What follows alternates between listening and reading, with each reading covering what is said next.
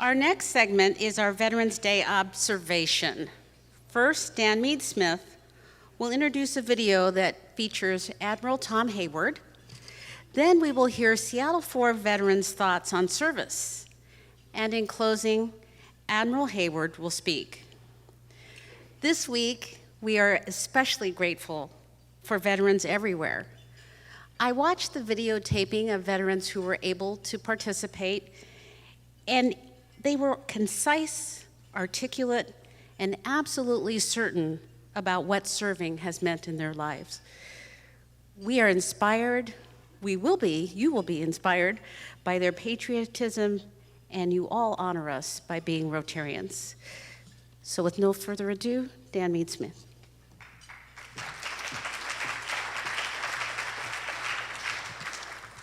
All right, thank you very much, Kim.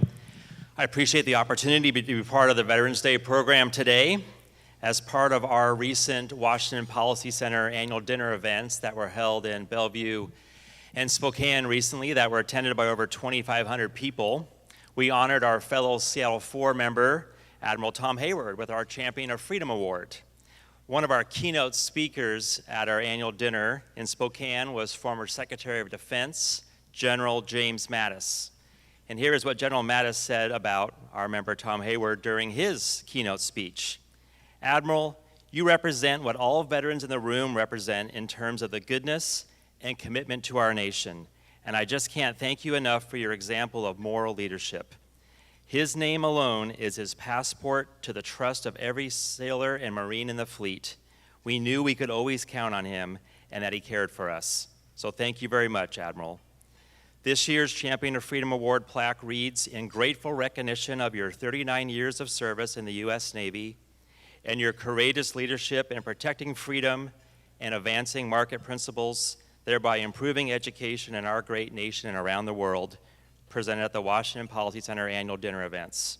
You can see the full presentations on our YouTube and Facebook channels.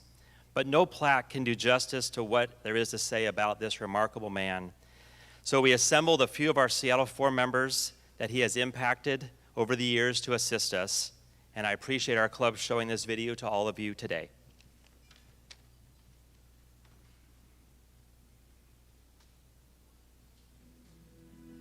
I grew up in the Depression years, and the war started at the end of those years, and I signed up in the Navy and spent the next 39 years doing it. He joined the Navy a couple of years before I did. I was in 1 year, and he much longer, and he is just very modest about it all. For the whole Navy, he's never going to be forgotten. He's one of the landmark CNOs in our history, and I don't think there's any question that he's a champion of freedom. When he was an aviator, he was a good one. He had nearly 500 carrier takeoffs, 498 carrier landings. It's a story that's worth asking him about. People think leaders are born, a lot of people do. That's not really true. I've seen so many people of all qualities just work hard at the problem. So it's intensity, it's commitment, it's role models, living up to what you believe in, holding people accountable, and then holding yourself accountable. Admiral Hayward became the Chief of Naval Operations, the top officer in the Navy in the 1970s, which was one of the most challenging decades the Navy's ever gone through. We were coming out of the Vietnam War. The budgets were being cut. We had a huge maintenance backlog, and we were faced with the challenge of fixing the ships we had and modernizing the Navy at the same time. First time I met President Reagan was along Pennsylvania Avenue on the day of his inauguration. As you know, the parades come by, all the services come by, marching and so forth. So I stood up by the president, and he watched these sailors trying to figure out how to march. And he turned to me and he said, "You got a lot of work to do, Admiral." He leads by example. He's actually an inspiration to me in several ways. As I've heard it said about Admiral Hayward, he does what he says he's going to do. In my parlance, that he makes and keeps commitments. And then he is the ultimate community member, and he cares about those around him and wants to add value to where he is.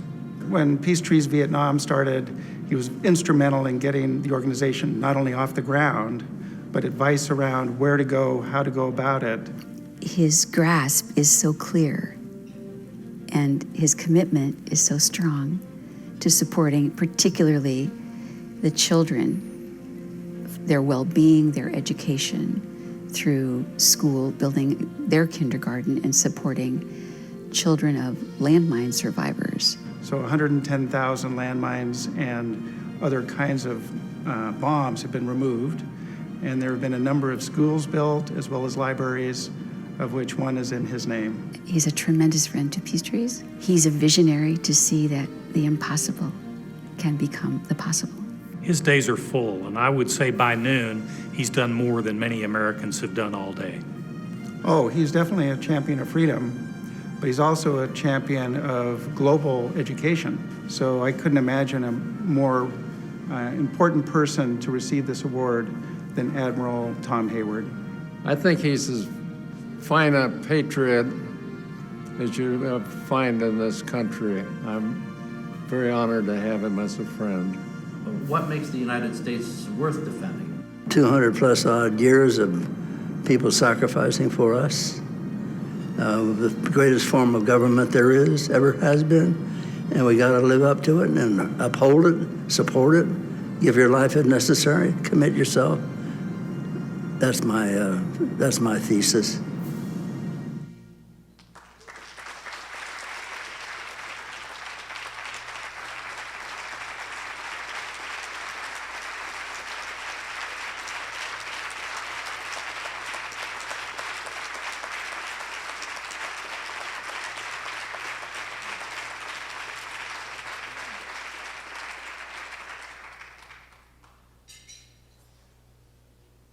Happy Veterans Day to everyone who has served, especially our Seattle 4 Rotarians.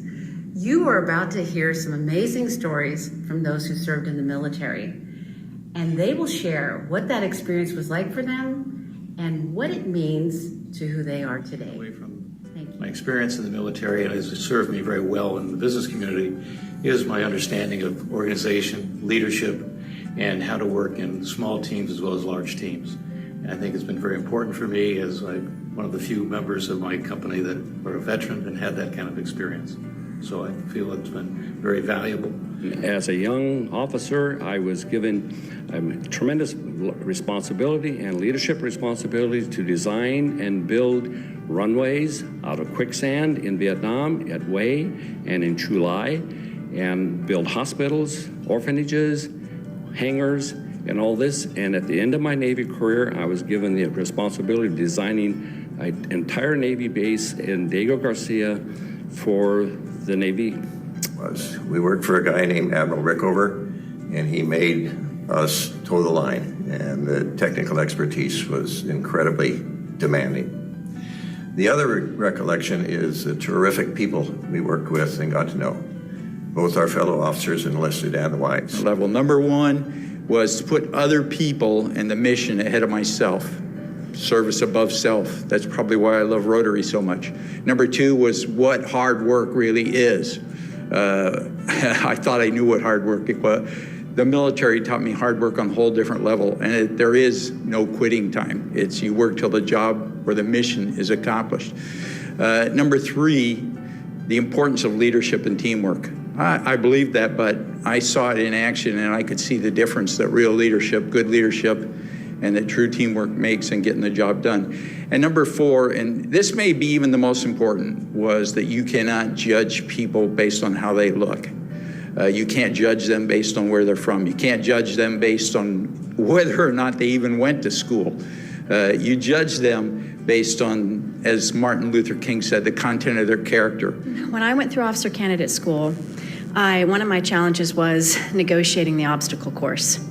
And at one point, my senior drill instructor, who was a male, pulled me aside, took me over to watch the male candidates run the obstacle course, and said, "What do they have that you don't have, Candidate Mason?" And I thought for a moment, you don't get a lot of time at OCS, you gotta be pretty quick. And I responded, "Nothing, Senior Drill Instructor." And he was exasperated, and he said, "They have confidence."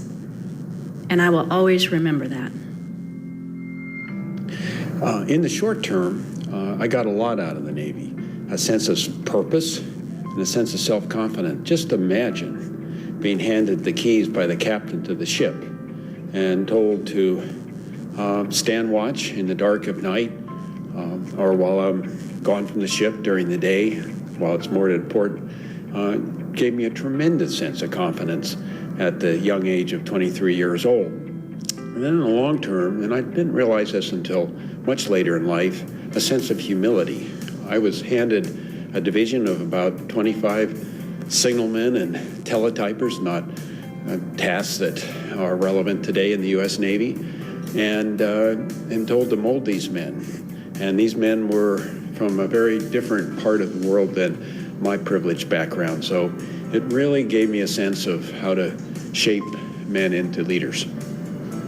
And I think the biggest takeaway I've had the opportunity to meet people all over the world, and it's just intriguing to me that we're all human. I mean, that's the common ground that we all have, and that no matter what nation you're from or where your allegiances lie, we are all human, and we're very much connected from that respect.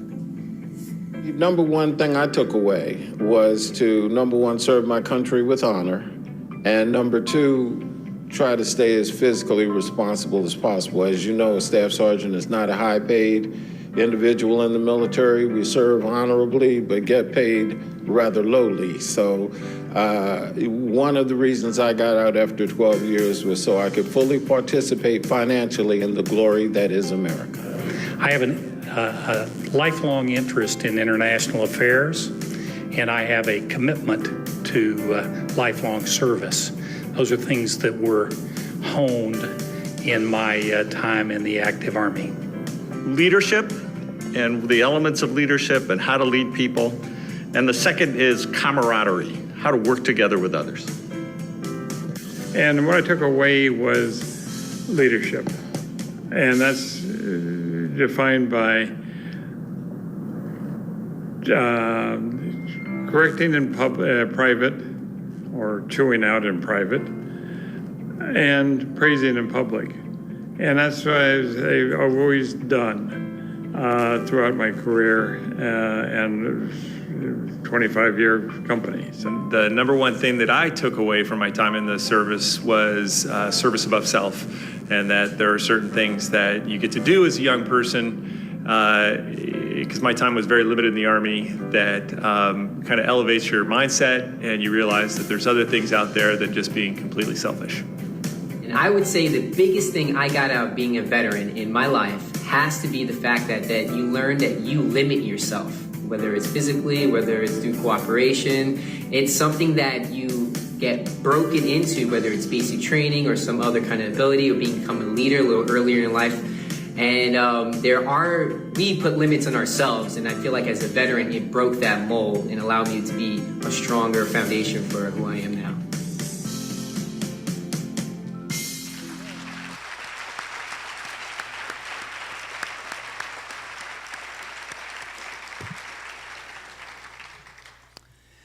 Well, like you haven't had enough of me today, they asked me to say a few words for all the veterans that you've seen on the screen, as well as many, many of our Rotarian veterans who are not here. You know, we represent the old, and we represent the young. Jamie's a great example of that. Those who have experienced World War II, down to a handful, I would suppose, and those who have experienced the sands of Afghanistan and Iraq. And the way the world is today, we're still grinding out veterans. And as long as we're around, they're going to be coming on, and it's going to be up to Rotary to reach out and keep bringing in these young people.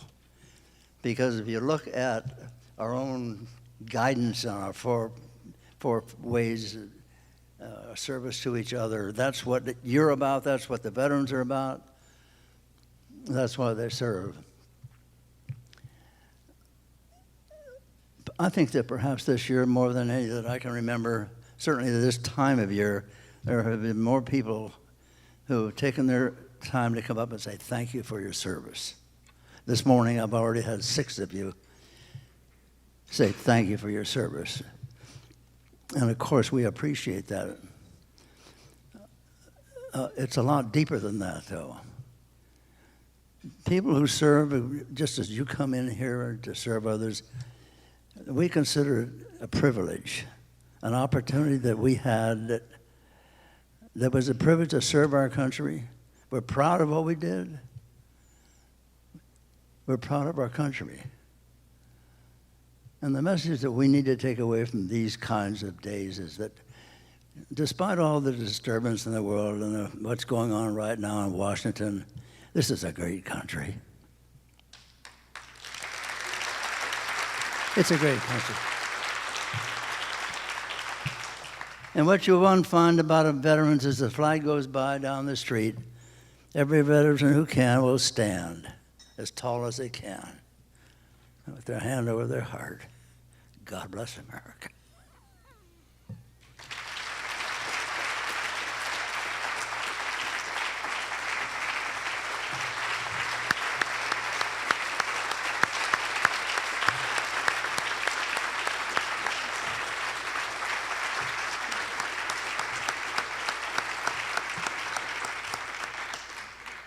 Admiral Hayward was giving me the signal that he was exactly 2 minutes.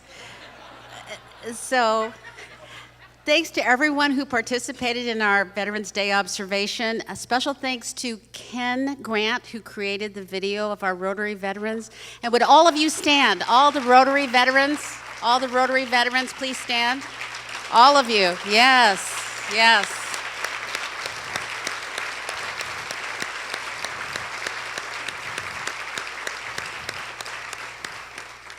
Thank you. For our main program, please welcome to our podium VP of Programs, Jeff Pyatt, who will introduce Mr. Lennox Scott.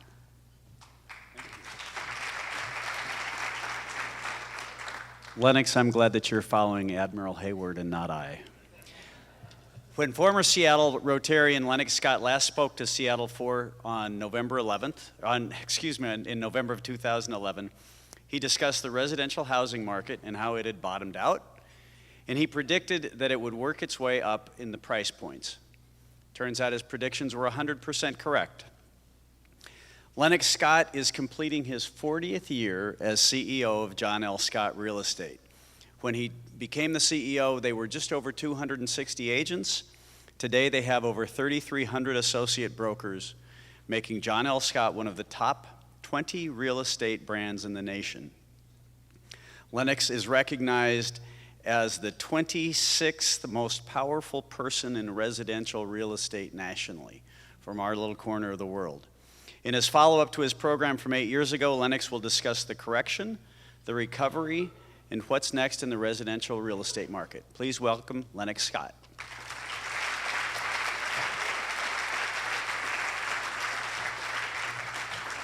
Well, hello, Seattle 4 Rotary. Good to be here. Thank you. I just want to acknowledge President Kim and Jeff. Thank you for the introduction. I want to make a shout out to Mark Davis, a fellow classmate at Newport High School in Bellevue, for the invitation to return. And it's just great to be here.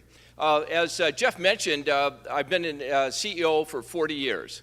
And there's a leadership lesson I just want to share with you, my favorite leadership lesson. Like most of you, you've attended many leadership training, institutes, personal achievement seminars. I went through Pacific Institute several times, context training, pursuit of excellence, landmark education. I still get executive book summary on CD. I get 2 CDs every month. Just to keep that leadership spirit alive. But my favorite leadership lesson happened when I was age 17. So here's the scenario. I'm an Eagle Scout, and there's several in the business community. Doug Sika was with us, Alan Pratt, Bob Wiley III. We were all at the base of Mount Fuji in Japan. It was the International Jamboree. So I'm one of the patrol leaders, and I have 7 boys in my patrol. I get up a little bit early, and for something to do, I start making the fire. Well, my dad comes over. He's one of the troop leaders, and he says, "What are you doing?" And I said, well, I'm making the fire. And he says, whose job is it? And I can still visualize it today. Well, it's Alan's job. He's just getting up. Well, my dad right then and there said, well, you have a choice. You can be the patrol leader or you can be the fire maker. Luckily, I said the right thing, patrol leader. And then he went on to say, he said, if you're doing their job, you're not doing your job and you're letting your team down. Because you're not looking out forward for the rest of the day of what's going on and where you're going to be positioned and for the success of your patrol. And I share that leadership lesson in person with each new executive that comes on board, because on a team, each and every one of us is a powerful spirit. We just have different roles we play so that the team can excel. And so I just want to share that leadership lesson that's stayed with me all those years moving forward. So let's take a look at the residential market. So 8 years ago I happened to be invited to Rotary because we had just gone through the Great Recession. In 2007, October 3rd, about 10:03 in the morning, that's when everything changed in Seattle. It had already changed the rest of the nation, but it took a little bit longer to get here. Transactions went off 15%, prices went off 15%. That day, it takes the market about 6 months, 9 months to adjust, but the prices that day. Then a year later, September 15th of 2008, the financial crisis. Transactions dropped another 15%. Prices came off another 15%. And then what saved, I think, the residential market and part of the U.S. economy was the first-time home buyer tax credit in year 2009 and 2010. And then residential investors came into the market and took up all the excess inventory, mainly in the more affordable and mid-price ranges. And I had just noticed that all the charts showed that we had bottomed out the 1st of November, and I was the presenter at Rotary Club that month. And so I got to call out the bottom of the market, because when you look at these charts, I'm going to be showing you some concepts here. You're going to be able to ascertain the same type of information.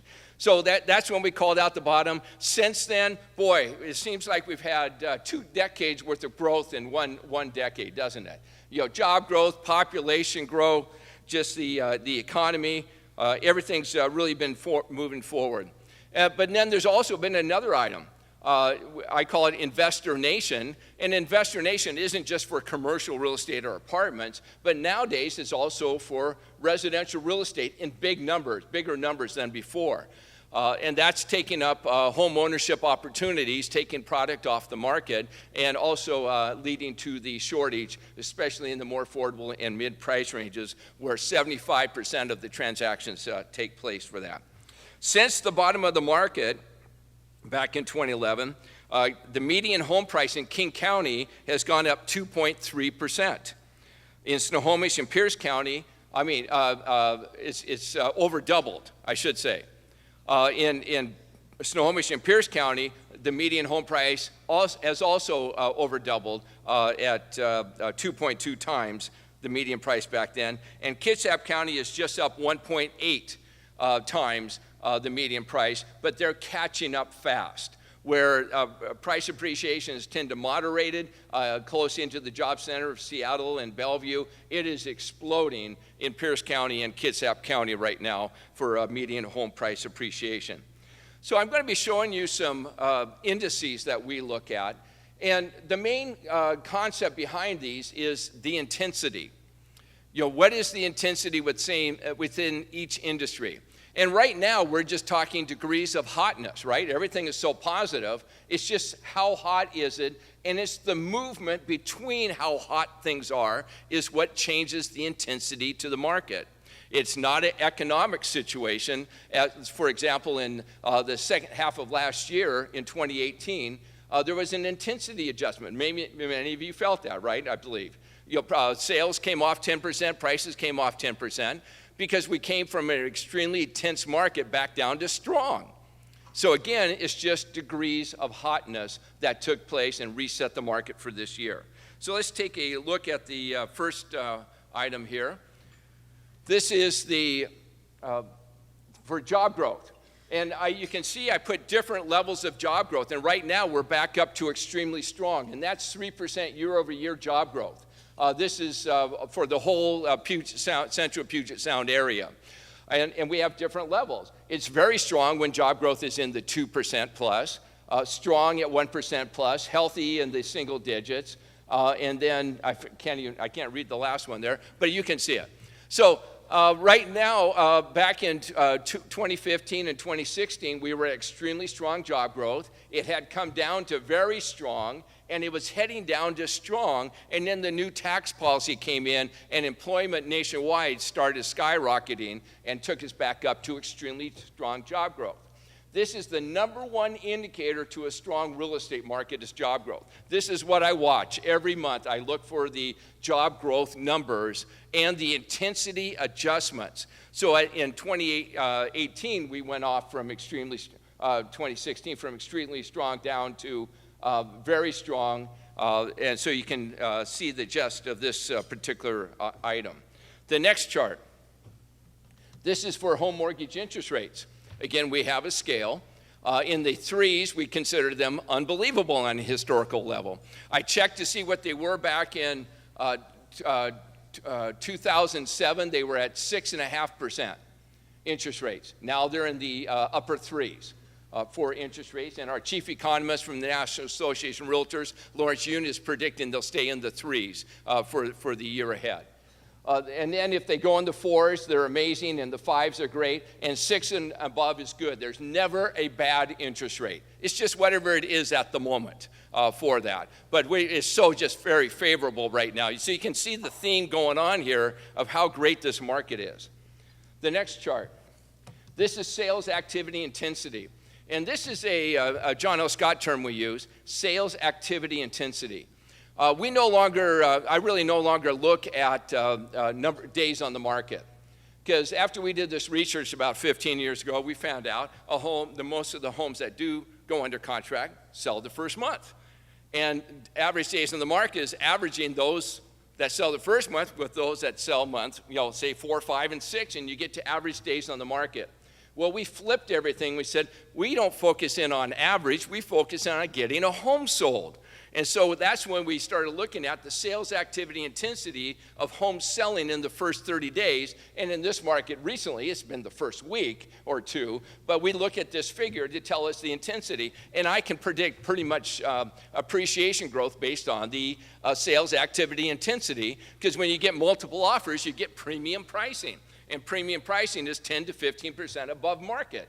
And so what happened in 2018 is during the spring of 2018, prices went up 15% because we had multiple offers.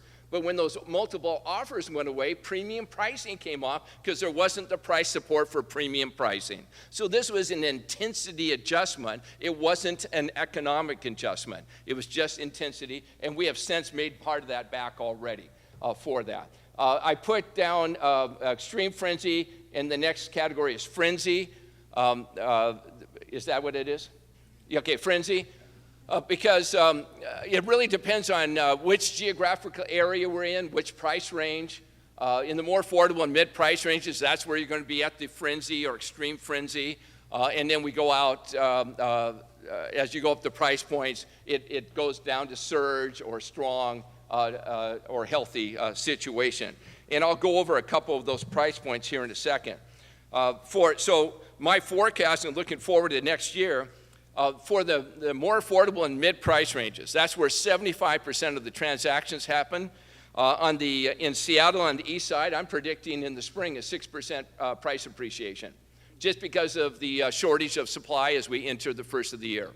And then in Seattle, up to 2 million, we'll have strong sales activity. We'll be at, say, 3% price appreciation. On the east side, up to 1.5, we'll be at 5%, and then 3% up to 3 million, and then it goes healthy from that point forward.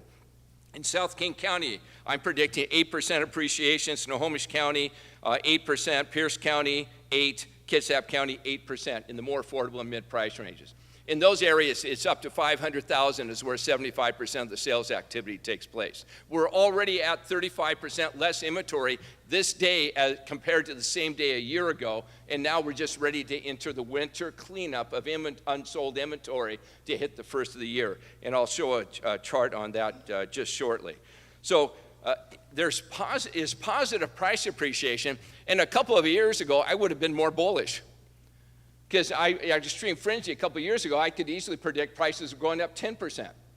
And it's because of affordability. We're bumping up against affordability that allows that explosive appreciation. It's just really strong right now, but it's just not explosive as it was.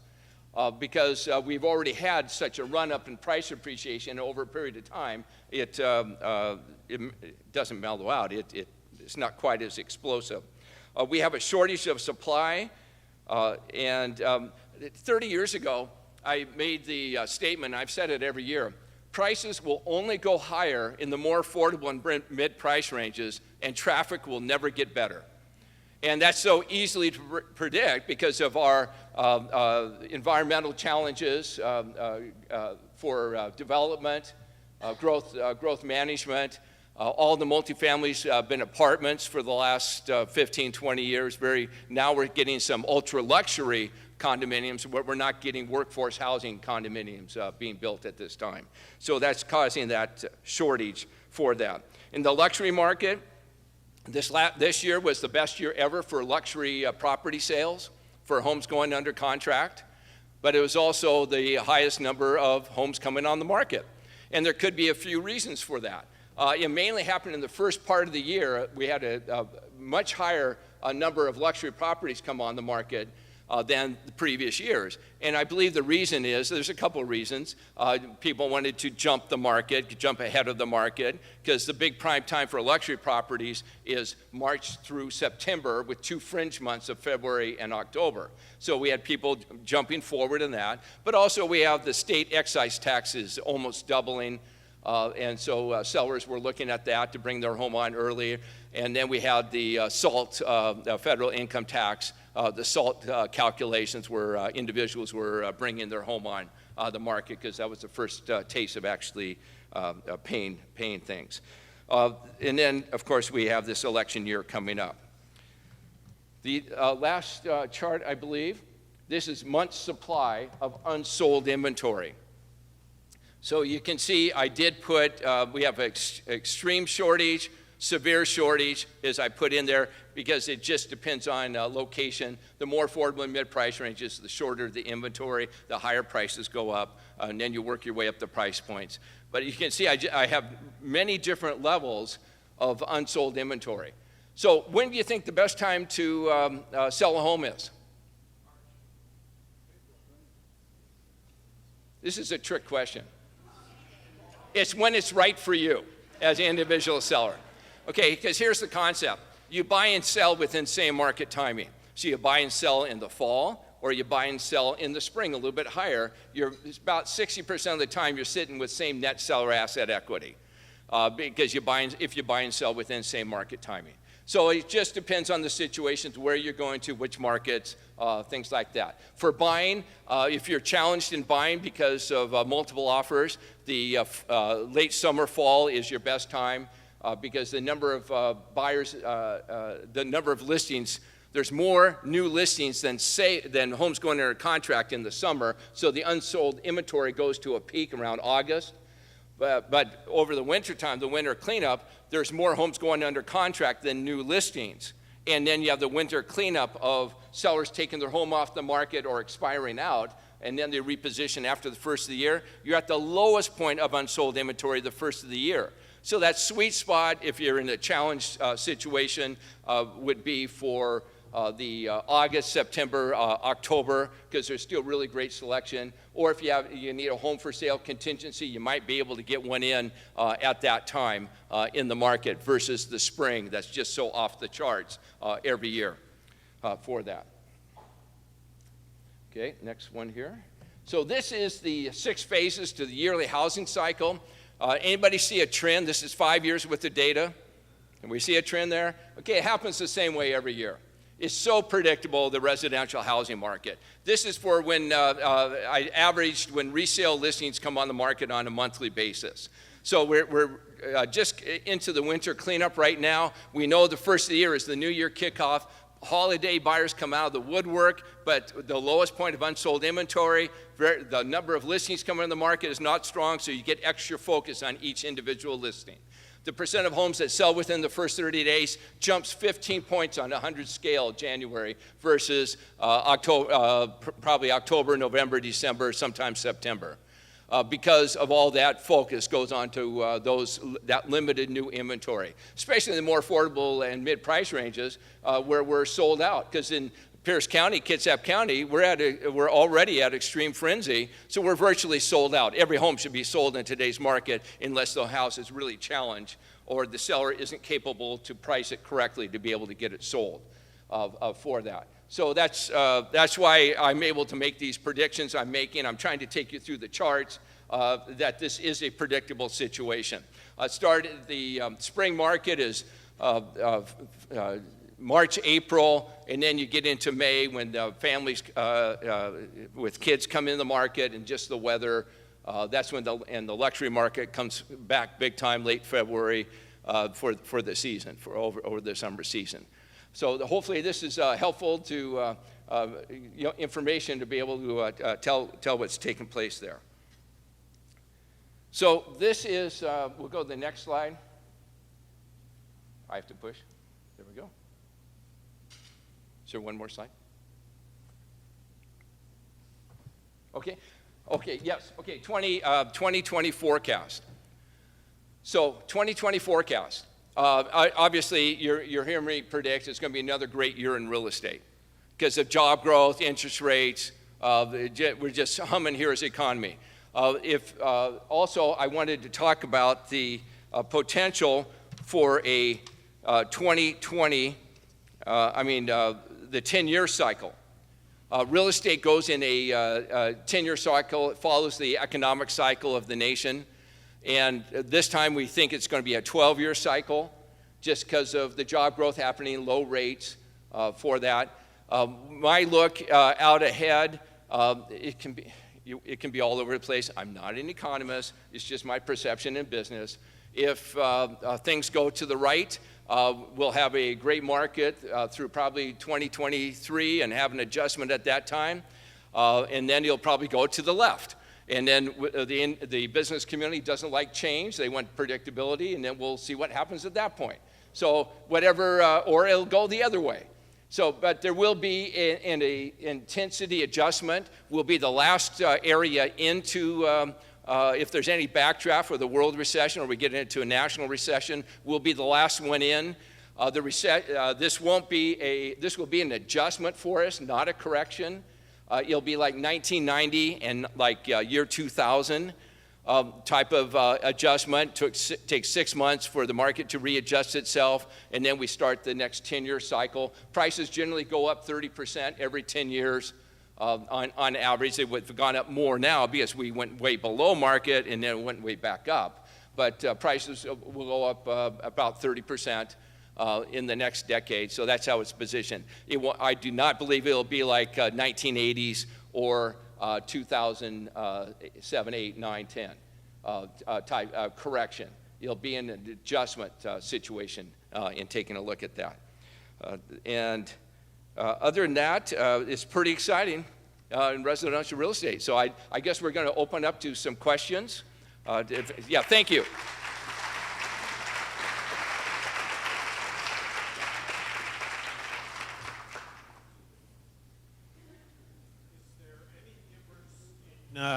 Yes, go ahead. Is there any difference in your answers between the housing market and the condo market? Okay, so the condo market, the supply is in the more luxury markets in downtown Seattle because there's been a lot of construction being built. So it appears like the supply has been satisfied in luxury condominiums to a degree, but that's the only reason. Mainstream condominiums, they're sold out.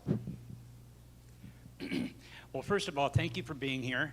I'd like to just bring you here to the People's Republic of Seattle. Yes. And what's going on here. Your opinion of the so-called HALA initiative, the housing affordability and livability, where a portion of the multifamily housing is dedicated to affordable. What's your opinion of the HALA initiative here in Seattle, and whether or not single-family zoning will be able to prevail here? Well, we sure need more housing, more home ownership housing opportunities, and all those detract from home ownership opportunities. The state of Washington did make an adjustment to the condominium liability defect law so that developers could have some predictability to build units. I just haven't seen enough workforce housing units being built at this time. I had a question. Looking long-term as CEO, how do you see the effect of climate change on your business in this region? What's going to be attractive to sell, effects on the market, and so on? Well, we're not on an ocean. We are in the Sound. It is not affected this particular market area at this time. Thanks for joining us today.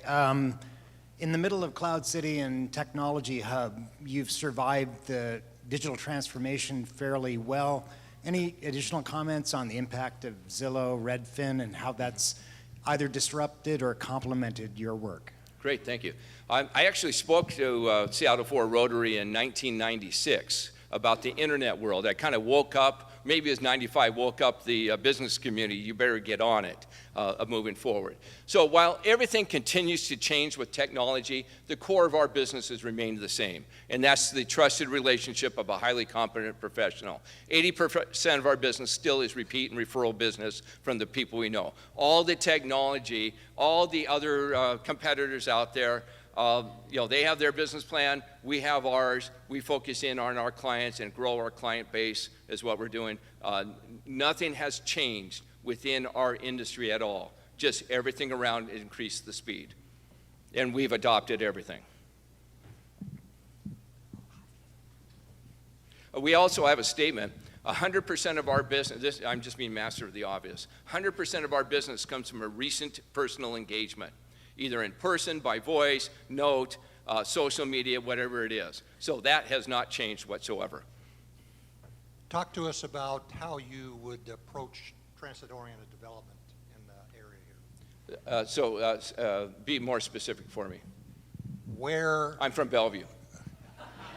You got no transit-oriented development over there? Well, we do. Yeah. Oh, yeah. Oh, okay, transit-oriented. I wasn't quite sure where you're going on that.